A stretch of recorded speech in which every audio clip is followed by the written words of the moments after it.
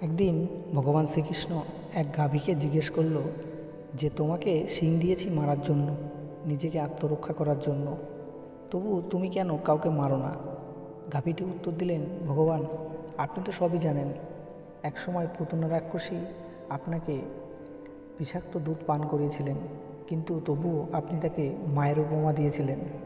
আর মানুষেরা রোজই আমার দুধ পান করে, তারা আমাকে মায়ের সম্মান দিক বা না দিক, আমি তাদের সন্তান ভাবি। তাহলে আমি তাদের কেমন করে মারব? কোনো চিন্তা এলে এনার্জি নষ্ট করো না, অতীতের কথা ভেবে বর্তমানকে নষ্ট করো না।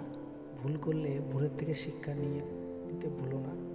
পারবে না বলে কোনো কিছু ছেড়ে দিও না। যে কাজ তোমার মন সায় দেয় সেই কাজই তুমি করো। জীবনে ভালো মন্দ দুটোই বিরাজমান। জীবনের গতি কারো ইচ্ছায় চলে না, তাই খারাপ সময় এলে ধৈর্য ধরা উচিত। মনে রাখবেন, ভগবান শ্রীকৃষ্ণ বলেছেন, জীবনে যা কিছু হয় ভালোর জন্যই হয়। শুধু তুমি তোমার কর্মের উপর বিশ্বাস রাখো, একদিন সব ঠিক হয়ে যাবে।